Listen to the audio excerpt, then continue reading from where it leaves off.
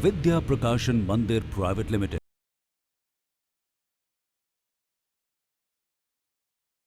बच्चों, कभी कभी हम दूसरों की बातों में आकर अपना बहुत भारी नुकसान कर देते हैं। बातें सुने जरूर, पर उन पर विश्वास करने से पहले, उन्हें सच मानने से पहले थोड़ा विचार जरूर कर लेना चाहिए।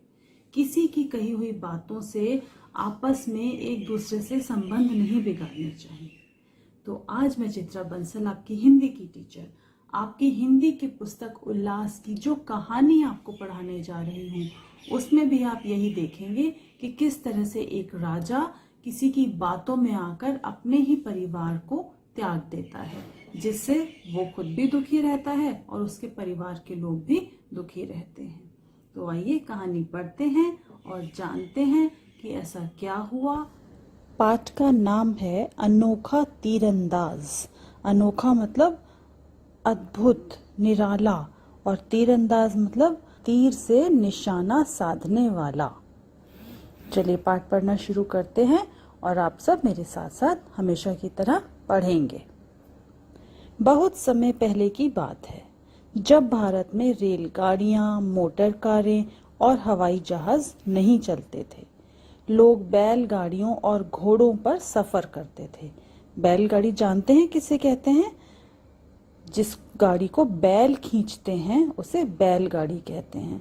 तो बैलगाड़ियों पर बैठकर या घोड़ों पर लोग सफर किया करते थे, यात्राएं किया करते थे। उन दिनों मथुरा नगरी में गंगाराम नाम का एक अमीर आदमी रहता था। वह जिस नाई से अपनी हजामत बनवाता था उसका नाम बुलाकी था। आप देख रहे हैं ना चित्र में कि एक व्यक्ति बैठा है और नाई खड़ा है और उसकी हजामत बना रहा है, मतलब शेव कर रहा है। एक बार गंगाराम ने अपनी हजामत बनवाते हुए बुलाकी से कहा, बुलाकी, इस बार कार्तिक मास में गंगा स्नान करने गढ़ गंगा चलना है, क्या तुम मेरे साथ चलोगे? तो गंगाराम ने गंगा स्नान के लिए कहाँ चलने को कहा?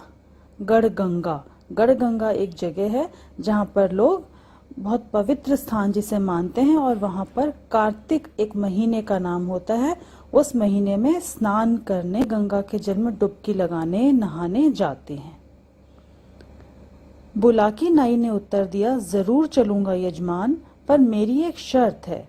रास्ते में मैं जो भी अजूबा देखूंगा उसका उत्तर आपको देना होगा। यदि आपने उत्तर नहीं दिया तो मैं बीच रास्ते से वापस अपने घर लौट आऊंगा। अजूबा मतलब कुछ अजीब चीज अगर मैंने देखी और उसके बारे में आपसे पूछा तो आपको मुझे सब कुछ बताना पड़ेगा। तो उन्होंने कहा, मुझे तेरी शर्त मंजूर है, गंगाराम ने उत्तर दिया। कार्तिक मास आने पर दोनों बैलगाड़ी में बैठकर गढ़ मुक्तेश्वर यानी गढ़ गंगा के मेले के लिए चल पड़े। रात के समय उन्होंने रामगढ़ के बाहर एक सराय में डेरा डाला। सराय कहते हैं धर्मशाला को, कि रास्ते में जहाँ पर थोड़ी देर रुका जा सकता है, विश्राम किया जा सकता है, उस जगह को सराय कहते हैं। बुलाकी खाने पीने का इंतजाम करने बाजार चला गया।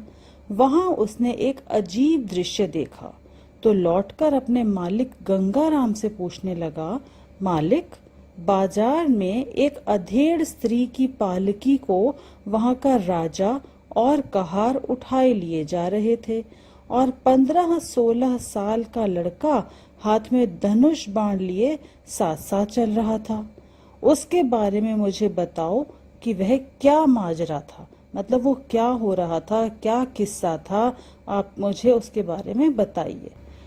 पालकी का मतलब होता है डोली या वो सवारी जिसमें बहुत समय पहले दुल्हन को या महिलाओं को, स्त्रियों को एक स्थान से दूसरे स्थान तक सुरक्षित ले जाने के लिए इस्तेमाल किया जाता था। और माजरा मतलब किस्सा। तो बुलाकी ने अपने मालिक से पूछा कि मुझे बताइए कि ये क्या मामला है, क्या किस्सा है कि एक अधेड़ उम्र यानी एक अधिक उम्र की महिला को इस तरह से पालकी में बैठाकर ले जाया जा रहा है। तो जब रात में गंगाराम आराम करने के लिए लेटे और बुलाकी उनके पैर दबाने लगा तो गंगाराम ने कहा, बुलाकी, डोली को उठाकर चलने वाला यहाँ का राजा चंद्रदत्त है। डोली में बैठी अधेड़ स्त्री उसकी रानी ज्ञानवती है और धनुष बाण लेकर चलने वाला लड़का उनका बेटा विशाल है। लेकिन वे इस प्रकार क्यों चल रहे थे? बुलाकी ने पूछा। तब गंगाराम ने बुलाकी को एक कहानी सुनाई। उसने कहा, बुलाकी, यहाँ के राजा चंद्रदत्त की 3 रानियां थीं। एक यह ज्ञानवती है जो सबसे बड़ी है और दूसरी किशोरी तथा तीसरी सोमवती। आपको मालूम है बच्चों, आपने कहानियों में सुना होगा कि पहले राजा महाराजा की 1 से अधिक रानियां हुआ करती थी। तो जिस राजा की बात हो रही है चंद्रदत्त की, उनकी 3 रानियां थी और जिस महिला को पालकी में बैठाकर ले जाया जा रहा था वह उनकी सबसे बड़ी रानी थी, ऐसा बुलाकी को उसके मालिक ने बताया।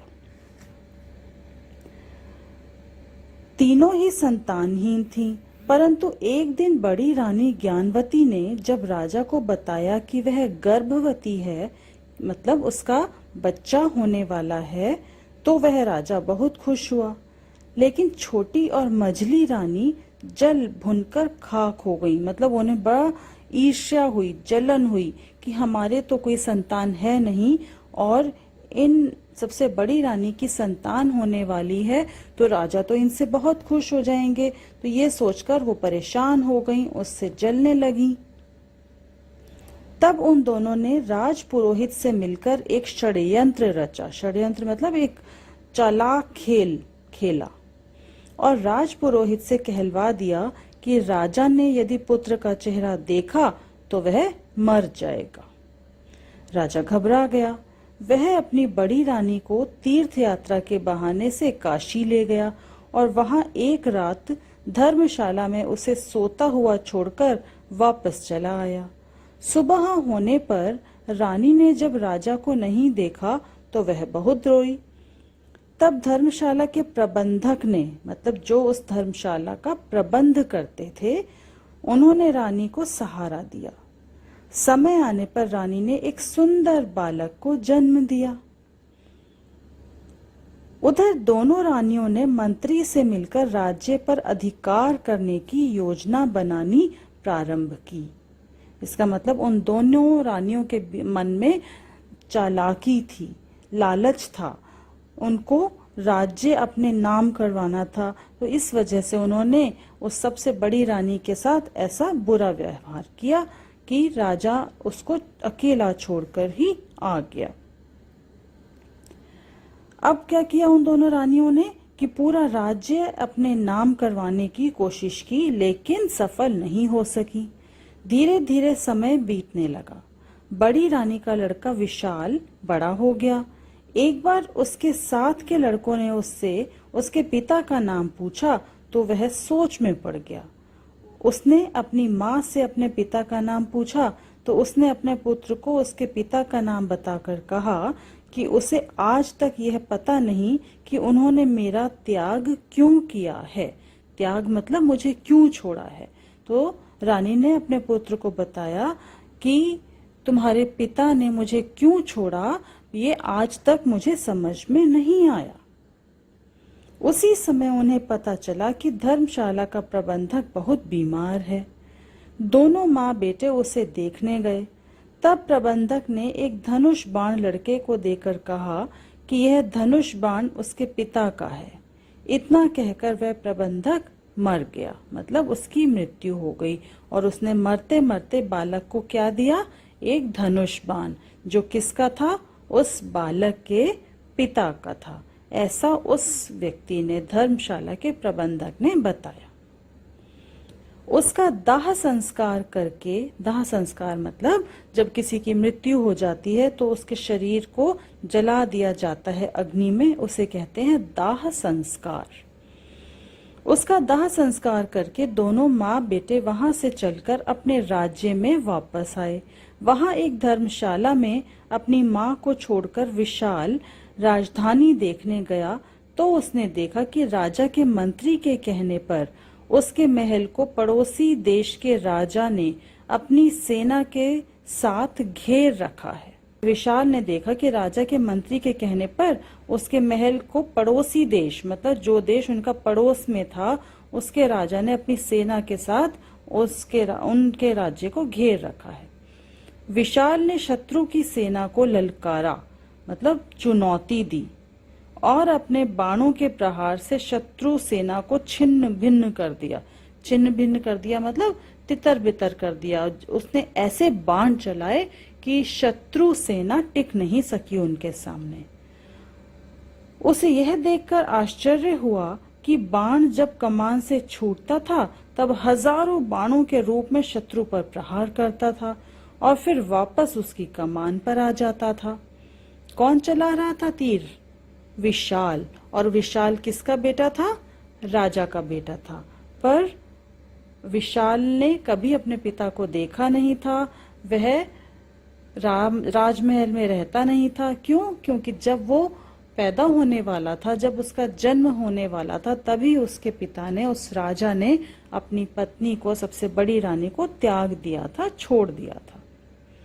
तो अब विशाल जब उस राज्य में वापस आया, जब उसने देखा कि पड़ोसी देश की सेना उसके राज्य पर हमला कर रही है, तो उसने उसी तीर कमान से उसका सामना किया जो कि धर्मशाला के प्रबंधक ने उसे दिया था और कहा था यह उसके पिता का है।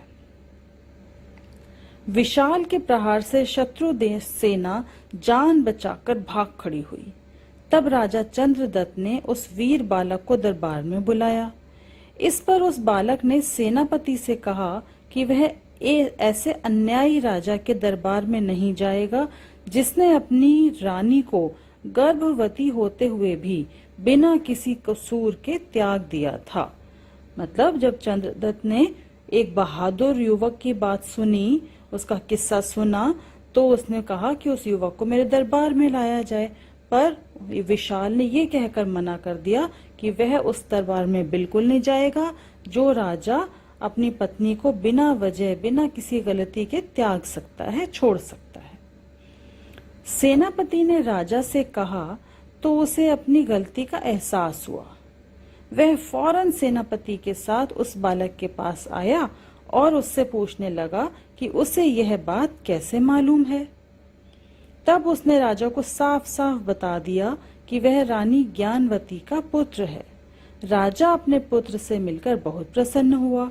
वह तत्काल उसे लेकर धर्मशाला पहुंचा और रानी से क्षमा मांगते हुए उसे पालकी में बैठाकर राजमहल वापस लाया। यह वही दृश्य था। जो दृश्य बुलाकी नाई ने देखा था वो यही था कि वो राजा अपनी पत्नी को सम्मान के साथ वापस ला रहा था। गंगाराम की बात सुनकर बुलाकी ने पूछा, फिर उन रानियों और उस मंत्री का क्या हुआ जिन्होंने ये षड्यंत्र रचा था, जिन्होंने ये चालाकी की थी, राजा को झूठ झूठ बोला था कि अगर वो अपने बेटे को देख लेगा तो उसकी मृत्यु हो जाएगी। तो उन सब का क्या हुआ जिन्होंने ये झूठ बोला था? ये बुलाकी ने पूछा। गंगाराम ने कहा, बुलाकी, राजा ने राज पुरोहित को बुलाकर बहुत फटकारा, मतलब बहुत डांट लगाई, और सच बात पूछी तो राज पुरोहित ने रानियों और मंत्री के षड्यंत्र के बारे में सच सच बता दिया। इस पर राजा ने दोनों रानियों, मंत्री और राज पुरोहित को भरे बाजार मौत के घाट उतरवा दिया, मतलब उनको मरवा दिया। जिन्होंने इतनी बड़ी गलती की थी, इतना बड़ा झूठ बोला था, जिसकी वजह से रानी को और उसके बेटे को इतने लंबे समय तक राजा से और राजमहल से दूर रहना पड़ा। अपनी बात खत्म करके गंगाराम सो गए तो बुलाकी नाई भी सोने चला गया, क्योंकि उसके मन में जो जिज्ञासा थी, उसको जो अजीब दृश्य नजर आया था, उसकी कहानी उसे पता चल गई कि वो सब क्या था। तो इस तरह से उसके मालिक ने उसे ये समझा दिया, बता दिया कि जो कोई गलत काम करता है उसका बुरा परिणाम तो उसे एक ना एक दिन भुगतना ही पड़ता है। तो देखा आपने कि कैसे एक राजा ने मूर्खता भरा काम किया, कि सिर्फ किसी के कहने की वजह से उसने अपनी पत्नी को त्याग दिया, पर उसका बेटा कितना बहादुर निकला कि उसने अपनी योग्यता से, अपनी तीरंदाजी से अपने हुनर को दिखाया, साबित किया और राजा का मन जीत लिया और फिर से उसको राजमहल में रहने का अवसर मिल गया। तो बच्चों, अपने ऊपर हमेशा विश्वास रखना चाहिए, अपनी मेहनत, अपनी योग्यता को हर दिन निखारना चाहिए, वही हमारे काम आती है। विद्या प्रकाशन मंदिर प्राइवेट लिमिटेड।